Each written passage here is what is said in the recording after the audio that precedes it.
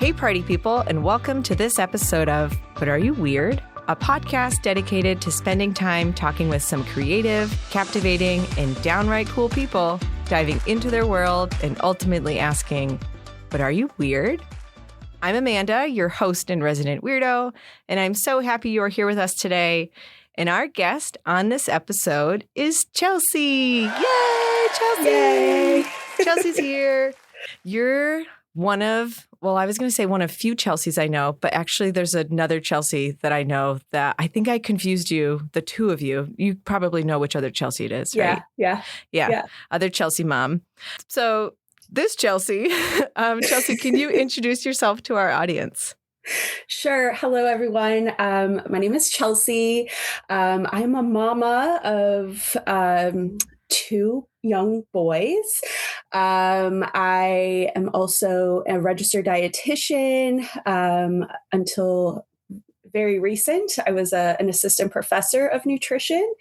And I am heading to nursing school in the fall. I'm also queer. I love gardening. I just went for a hike. I'm also a musician. In my bio that I wrote, I really emphasize that I love doing a lot of different things. And I'm also very much in the moment of social justice and thinking about human rights and environmental rights like all the time. Oh my gosh. What my brain is spent on probably the majority of the time. As you're saying everything, like my eyeballs are getting bigger and bigger. It's so exciting. There were literally, as you were saying those things, I was like, wow. And I'm like, oh my God, I have to write this down so I can remember all of these things. The first thing that I have to say is that the way you delivered I am queer brought me so much joy. Oh, thanks. There was a pause and then you just said it. And I just felt like, yes, like own it. This is so good. Ooh, how's it feel to say it?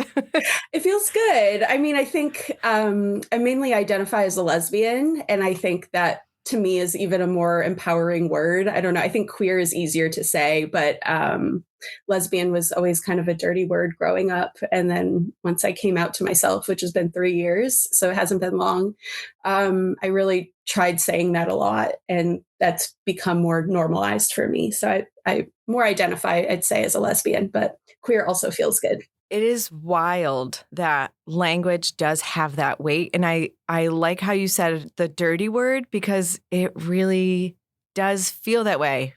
Yeah. And I'm relating from my experience of, and I don't even know what I would call my identity so much.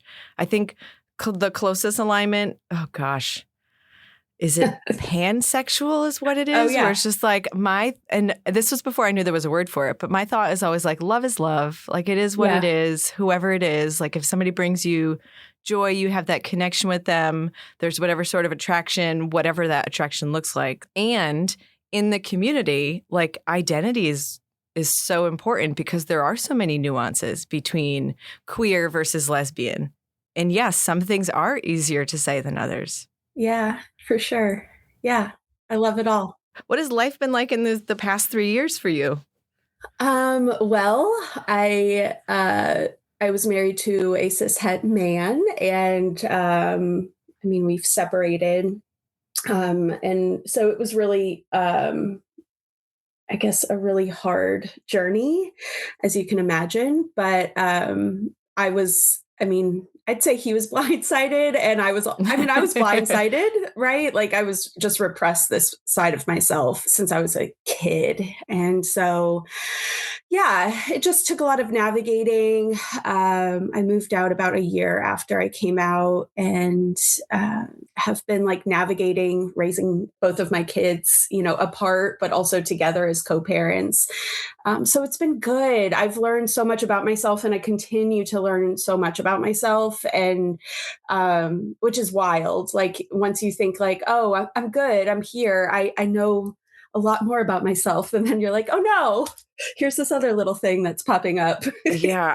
My brain is like trying to wrap itself around, I don't even know what word it would be, but the experience of being in the relationship you're in and like what that felt like for you. And I don't know what that feeling word is. And then to have, I don't know, like the pieces fall together, or maybe not fall together, but like to have whatever other word it is to be able to say, you know what, this is actually not my reality. Like, but like I'm trying to validate and empathize with like how big and complicated that is. Yeah. And like, you did it. You did that thing. Like, holy crap. It could have been so easy to not. Yeah. Yeah. Right? Oh yeah. I was just talking to somebody yesterday about like switching to nursing, right? Like this shift in me, like my profession or whatever. But and they were like, a lot of people just kind of take the easy route, but I think it is also about like coming out as gay or lesbian and also making this switch in careers. Like I am also the type of person that it's like physically eating at me in order to like save myself and to be in my like most healthy state possible. Like I just have to like change and do the thing that I need to do, no matter how scary it is. I think it's scarier to stay where I was at. And I realize that's not how everybody functions. And I think sometimes I would think this was a character flaw of mine, but now I'm learning to embrace it. So yeah, I don't know if that makes sense, but like, it like ate at me. Like I internalized it for a little bit. Like I came out to myself, and then about a month and a half later, it was when I came out to him and my family.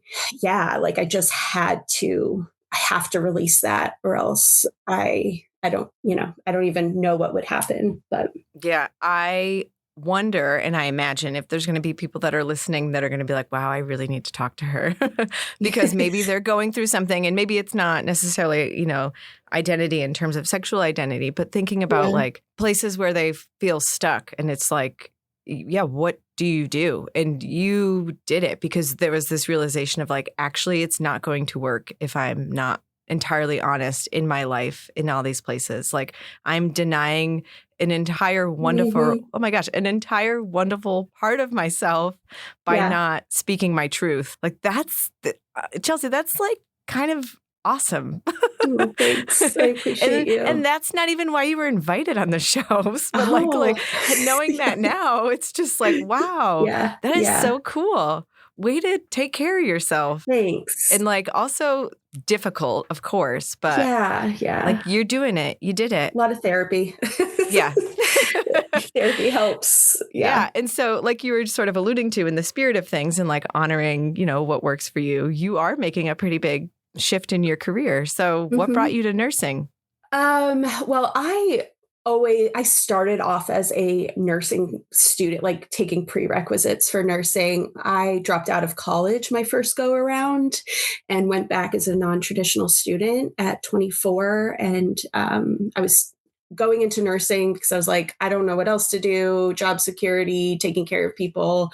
And then I found nutrition and just fell in love with it. And I was in Knoxville, Tennessee. I was in East Tennessee at the time. And I was really lucky that UT Knoxville had a great undergrad and grad program for nutrition. And so I just kind of like went through the waves of like getting my PhD. And so, Hold on, wait a minute. Whoa. Yeah. Just the waves of getting my PhD. I was like so fortunate as an undergrad. I was a researcher, a paid undergrad researcher for a huge USDA project.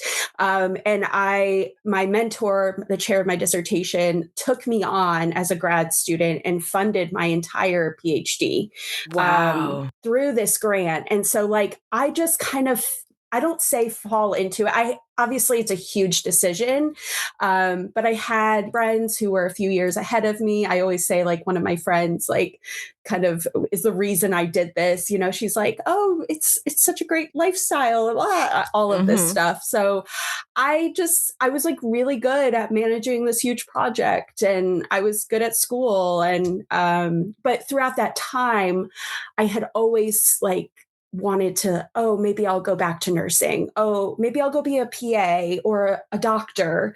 And I just kind of kept on with the PhD because I was like, well, that's the route I'm on. And it honestly like reflects my life, and also being like, a heterosexual person, like going through the waves, right, of how like you're supposed to kind of be in society. So I kind of like, I think that paralleled my personal life. And not that I would ever, I don't regret anything I've ever done at all, personally or professionally. But, I've been at, our institution for 5 years. I was going up for tenure in the fall, but I have never been in love with teaching.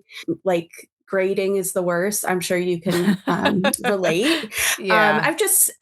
I also have like this personality that I think would be really helpful in nursing. More so than standing in front of 30 students. I think they get tired of me and think I'm like cringe or something, but like, I think I can make people's days better. And I'm also right now, and it may change once I actually get in there, I'm really passionate about women's health, and I want to eventually become a midwife. And the maternal mortality rate is just abysmal in this country, and I would love to be part of improving it. And I love policy too, so I could see myself going into policy or running for office or something, just to like try to make changes. I don't know. That's where my mind goes. It's very scattered, but yeah, definitely a change maker, I would say, in ways that I know you. In rallying people and thinking about, I think part of your intro, you mentioned social justice. And so thinking about justice and inequities. And it almost seems like identity, your self-identity, right? And so thinking about, who you're supposed to be and what you're supposed to do with your, career and identity. And now it's like, okay, I'm actually ready to truly honor myself. And that is showing up in a lot of different places for you. Does it feel like when I reflect on my life, I feel like there are these moments, there are some pretty significant events that have happened in my life where I almost think of it as like the time before that thing and the time after that thing. Yeah. And so it really feels like two totally separate me's. Yes, entirely myself still, but like I sometimes refer to it as like this new life, my new life now. Do you have that feeling in the past couple of years where it's like, okay, this is new Chelsea, and new Chelsea does these things? Yeah. Oh, yeah. I honestly, it sounds woo-woo. And in my little bio, I wrote like, I would love to be like an astrologer or a mystic. I don't know. I love the woo-woo a little bit. And gosh, like, okay. So I know. Okay. So I feel like I felt this weird shift coming in my life. And again, this is like weird, right? I'm just naming the weird. I think it's weird, and people. Yeah. Okay. Well, we're getting right to the weird thing. But I felt like there was this huge shift in my life, and like before I came out to myself, and like it was very strange, and I could not name it at the time, but looking back, and like, so I mean, just coming out to myself, it was like one random night and I was like, oh, I'm gay. And just the floodgates opened. And I could never see myself in a different way. Right. Like, so that's pre-Chelsea, post-Chelsea. I mean, motherhood, right? I don't even remember what it was like before I had my kids. But that's a huge, right? Yeah. Like I moved to Tennessee when I was 18, so like those are huge pivotal moments. And I think there's still more to come for sure. So I 100% want to talk about this woo-woo thing. Okay. Because as you were talking, I felt myself getting like wonderfully emotional. Like there's something about spiritual type conversations that I just really love. I felt like that's sort of where you were going, of like whatever, like not, like getting a message necessarily. Yeah. But like I would say if we're going to go real woo-woo, I'll really get into it. But like energy from the universe was like somehow conspiring to manifest this moment, and you were there for it. You were present for that moment. And now it's like all of these other little things are happening. And so I don't know. It's like giving credit to like, okay, I have to honor the fact that that moment happened. And now it's like, okay, what else am I missing and what else can I honor?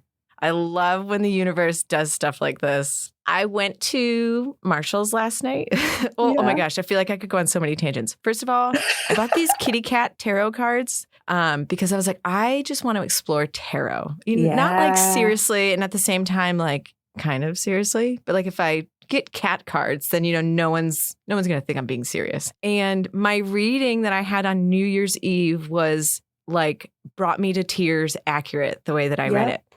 And so fast forward, I go to Marshall's last night, and there's this wicked cute like the Marshall's, I don't know, tote bag that they have that you can buy at checkout. and it had cats on it. And I was like, I'm getting it. It has cats. I legit, when I just parked my car, looked at the bag, it is tarot card cats. Oh my And what God. are the chances that we're on the podcast and you bring up woo-woo? I just got chills. Yeah. Yeah, that is the universe. That is, to me, those are all signs that you're exactly where you are meant to be. 100%. Yeah. Oh, I had no idea you were in. Oh my gosh, we're going to have so many chats about this now. I know. I started dabbling into tarot probably like January of 2025. So it's been over a year. And like, I was always so afraid of them. I grew up Catholic and like, I don't know why they were just like associated with like the devil. And but I don't.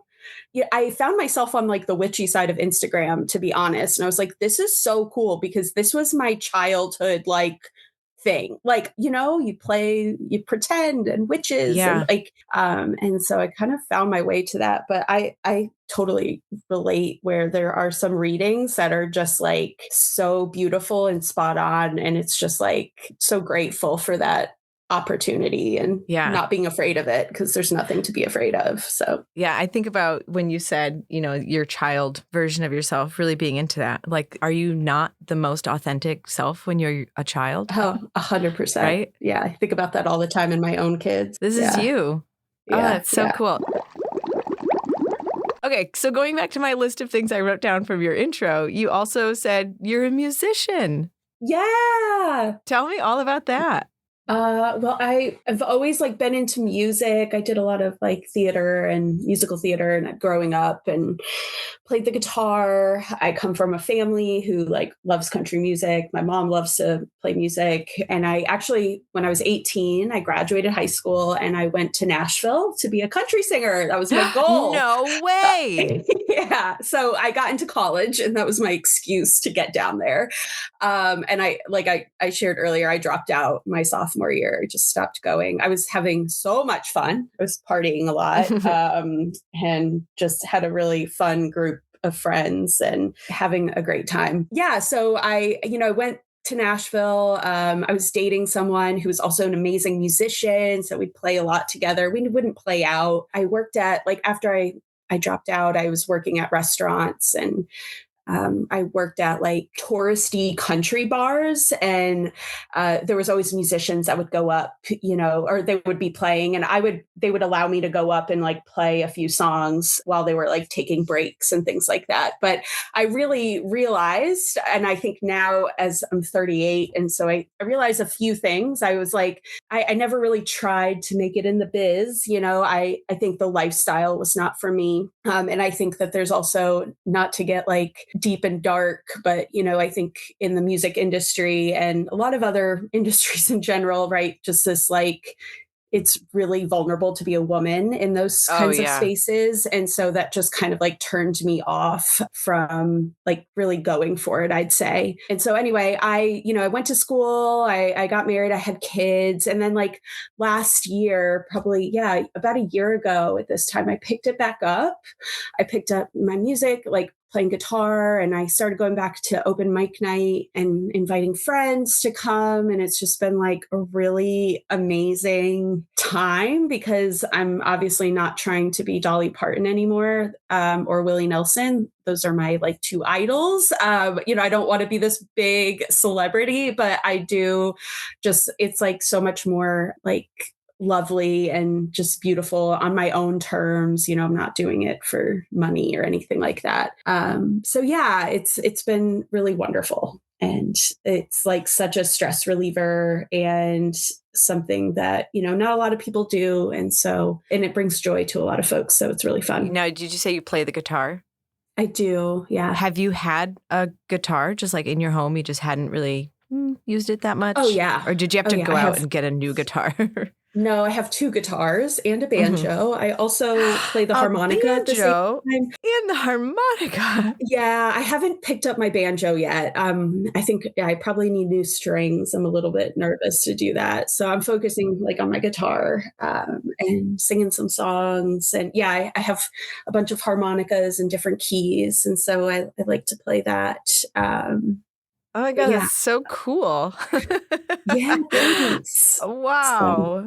Oh my gosh. I don't know. I feel happy for you. That's what I Thanks. It's feel. lovely. It's Yeah. I lovely. mean, I'm Thank you. sure like with anyone, like life is tough too, right? Like it's not all sunshine and rainbows. And at the same time, like the vibe that I get is just like, it's a return is what it feels like to me of Yeah. like you're returning to yourself in so many ways. Yeah, Like for sure. your professional passions, who you are, what you're interested in, what's meaningful to you. It's like, you know what? I'm actually going to go back to what brings me joy. Yep. Not to say that the other things along the way didn't, like not to Sure. discredit those things, Absolutely. but just, yeah, it's like, no, this is what I want to do with my time. Yeah. Yeah. Life is long. It's short. It can end at any moment, but life is also really long. And I'm like, all right, so what am I going to be doing in the next few decades? I don't know. So better Yeah. start doing something. So I know you're working on another side project, which we had talked about briefly before we started recording, but you were, and are you still dabbling in a private practice type thing? Yeah, a little bit. And I'm pretty excited about Tell it. us about it. It's my nutrition side. So I've set it up. I just have not marketed myself and actually started. But so nutrition counseling, and I practice nutrition from a very anti-diet, health at every size lens. So again, kind of on that social justice path. I don't know if you know about health at every size. No. So yeah, and I'm a certified intuitive eating counselor. Have you heard of intuitive eating? I feel like I've heard of it through the, oh my gosh, like the side of, is that an eating disorder intervention? Yeah, it can be. No. Yes. Okay. Yep. So maybe that's where I've heard of it. Okay. Now I want you to tell me all about both of those things. Okay, so Health at Every Size is a social justice, I wouldn't say, maybe movement. It actually started in the 70s, and there's been a pretty groundbreaking book with a lot of research attached to weight.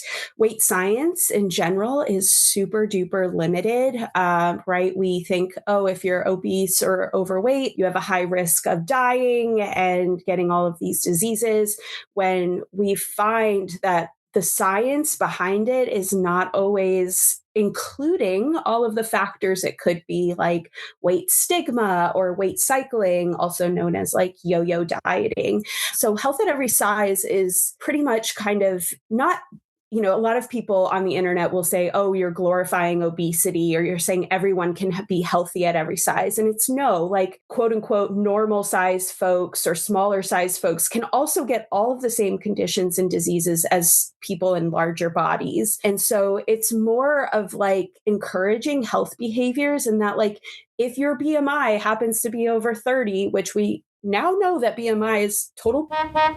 Like if your BMI is over that, like it's not a death sentence. Like please engage in some health behaviors that are meaningful and joyful to you. You literally can have a really fulfilling and healthful life. Mm-hmm. There was an article from 2012 that found, from 12,000 participants or whatever, that like it didn't even matter the BMI category that folks fell into, as long as they were engaging in, exercising 12 or more times a month, eating 5 or more fruits or vegetables per day, not smoking, and moderate alcohol consumption. Like they had the same risk of dying from any, all-cause mortality or anything. So like, it really shows that like your weight is not going to predict. It's really about health behaviors. And so Health at Every Size is really focusing on that rather than like the number on the scale.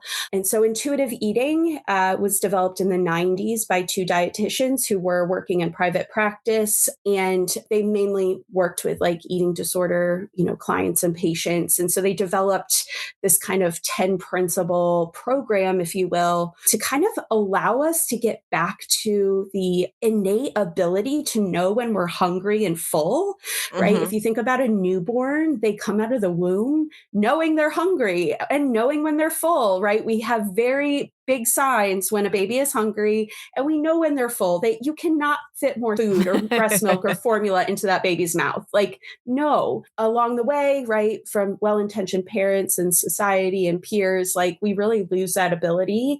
We kind of disconnect from our body and eating. So it's not a diet. It's, a very like liberating and beautiful kind of like guide to kind of get back to that. And so my private practice will definitely focus on that. I'm trying to also perhaps incorporate, as much as I can. I don't know. I feel like we're kind of in a revolutionary time in, obviously like politically, I think everything's political, but, I really want to like practice through this lens of like, like matriarchy and anti-capitalism and, like anti-racism. And so trying to figure out how to also incorporate that and be as, of course, inclusive as much as possible. That's kind of it in a nutshell. I don't know if I described that well. No, but no, I think you did a fantastic job with that. It was actually Thanks. really exciting it was like you were kind of teaching in that moment. With intuitive eating, is there an element of like mindfulness that's involved with that? Like attending to the moment, thinking about what you're eating, like what the textures are, what all of the senses involved? Absolutely. And I think like mindful eating is part of intuitive eating, but not all mindful eating is intuitive eating. And so like intuitive eating can be, we want to know, okay, like how does this food actually taste to you, right? It's allowing you to eat whatever you want. And in the classroom, I would use Oreos for an example, because that was my desire, right? If I ate a bunch of Oreos, I would feel bad about myself. I'd feel gross. And so like an intuitive eating dietitian or practitioner would be like, eat as many Oreos as you want. It doesn't matter. Like eat it for breakfast, lunch, and dinner. Who cares? Just eat it. Allow yourself to eat it. And what happens after you've been eating it 3 meals a day, or every night, or you get desensitized, right? So it's not this like amazing thing you're restricting, right? It's like so anti-restriction. But we're going back to mindful eating because you're thinking, okay, does this even like, is this just the rush of eating this? Is that what's really having me crave this food? Do I even really like it? Or maybe I do. And the idea is that you do actually crave healthful foods. You do crave fruits and vegetables and like things that we consider to be healthful foods, right? Like there is a place and a time for fun foods and all foods fit, but eventually your body's gonna be like, no, I need a salad. So like it's really like being hyper vigilant about how your body feels. And it can take a lot of brain power, but it's like starting to drive a car for the first time, right? You're like, and then after a while you're on autopilot, but so it takes a lot. My takeaway from that, one of the things I really like is the idea of like there's no good food and there's no bad food. It actually is just food.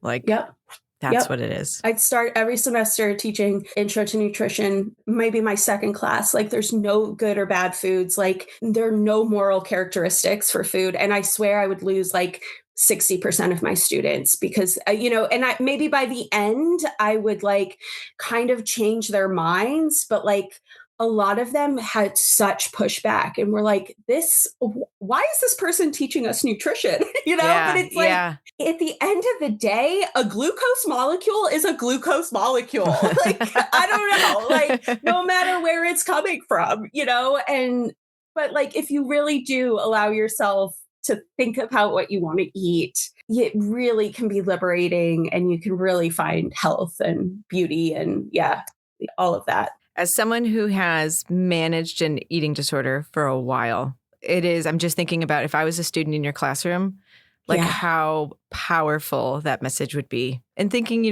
my eating disorder took hold when I was in undergrad. And so like, wow, if I would have heard that message, not necessarily, would absolve me of the eating disorder, but, entertaining that thought, because I'd never entertained that thought, would be like, oh, wow, that's a possibility. Okay, cool. Good to know. So I hope and I imagine that there are probably some students that definitely heard what you said and will apply it as a practitioner, but also like personally, we're like, oh, wow, this is liberating. Yeah, I hope so too. Just changing lives. No big deal. Planting seeds. Yeah. So, do you want to know why I invited you on the show? Sure. Yeah. I invited you because, well, really simply, I like you. When I first met you through the child development center where our kiddos were going. You were really approachable, very welcoming. I think you know by now, I have an autism diagnosis. I'm not sure if you know that. And so for me, connecting with people is always something that's very stressful. And I always feel like, am I doing this right? Am I doing it wrong? Is it too much or too little? And I have always felt with you and with other Chelsea too, very naturally welcomed and appreciated. And that is something that I do not take for granted from people. And what really made me realize that was when I just saw you at field day and like, I feel like I'm going to cry, but like how excited you were to see me and how excited I was to see you. And I'm literally crying now. Oh my God. That felt so nice because I don't get, and I'm sure I do get it in other places, but to get it from someone who like is just, we're just moms. We see each other, we work together, but that it felt really, it made me feel like I am actually a good person. You are. And when I'm just showing up as myself, like people like it. And so thank you for being the person that you are. Because, and I'm thinking you saying that, you know, going into nursing fits your personality and like how you show up. And I am so excited for the people that you will work with because it's an immediate thing. Like you come in with so much energy, but, you know, not like the over the top, you know, rah energy. But it's like energy for the person. It's like you're very present. Like I'm here, I'm with you, we're having an interaction. How can I help you? Like I love that. So thank you. Basically, thank you for being you. You're on this show because you're just a good human and you make people feel special. Well, I really appreciate you saying that. And you guys came to my house that one time and like you texted me something kind of similar. And I just like, it made me feel so good too. Like, oh my gosh, I forgot about that. Yeah, let me tell you, I probably told you, like, I don't go to people's houses very often. Like, there are people invite me places, and, like, the narrative in my head is, like, they're just being nice. But I was like, you know what? And this is probably what I texted you, but I was like, you know what? Something about Chelsea tells me, like, she actually wants me to be there. Yes. So we'll go. And it was great.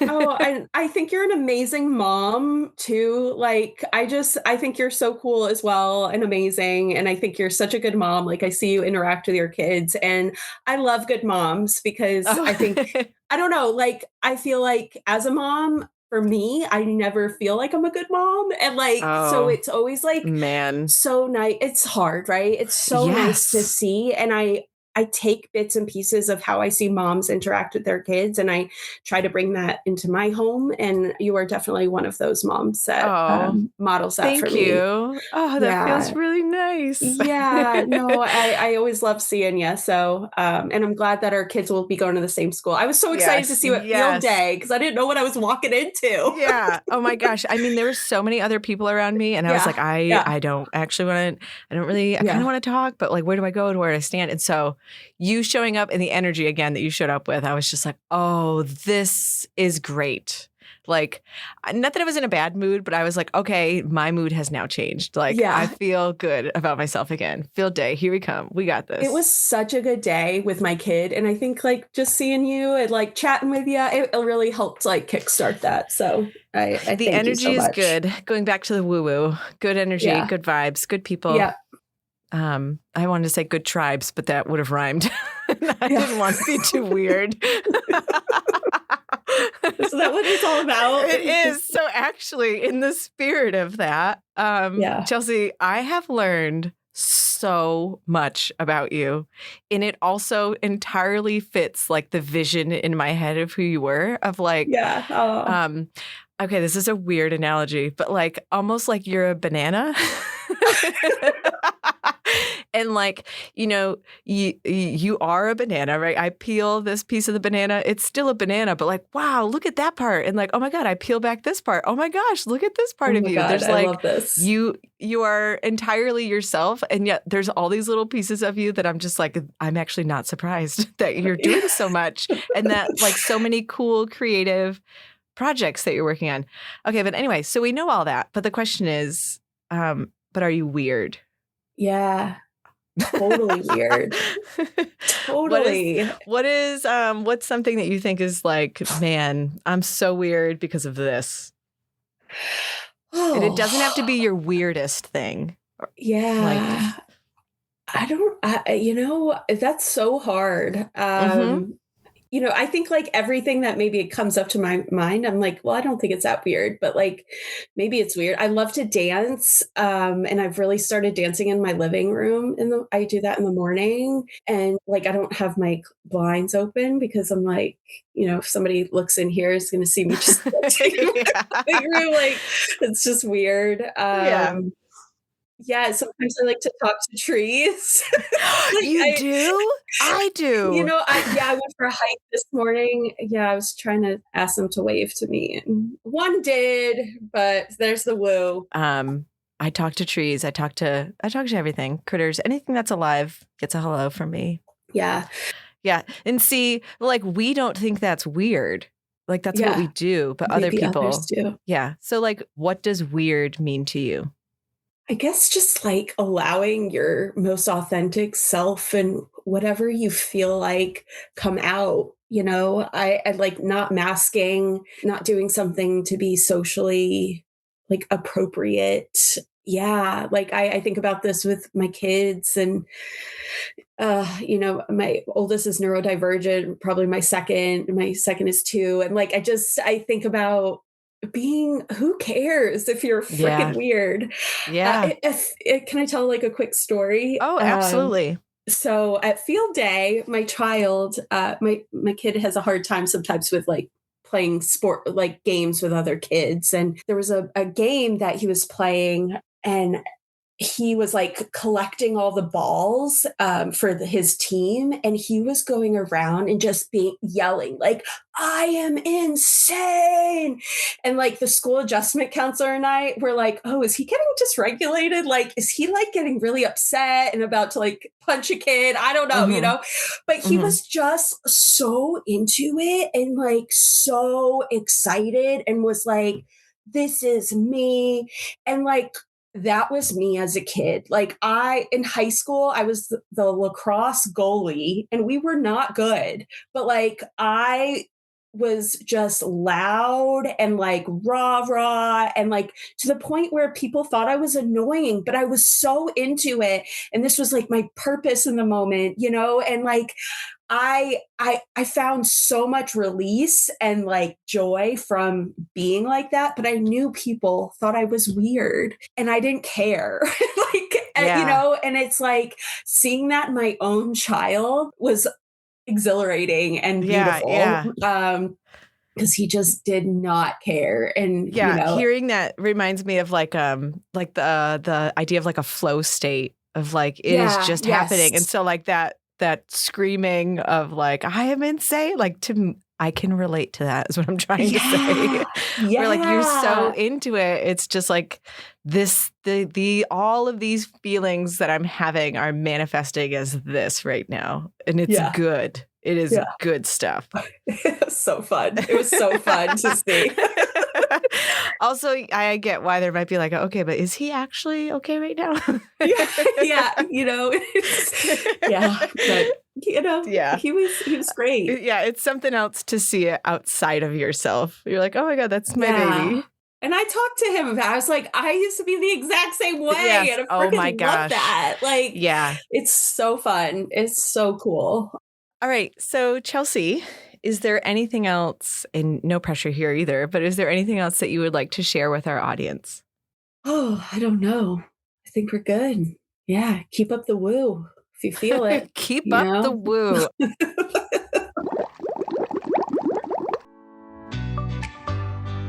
That's a wrap on this episode of But Are You Weird? Thank you so much to Chelsea for letting us get to know you and showing us your weird and wonderful self. And thanks to you for tuning in and getting weird with us. As always, I am so glad you're here. If you enjoyed this episode, please follow, leave a comment, or share it with your favorite curious mind. Until next time, stay curious, stay kind, and definitely stay weird.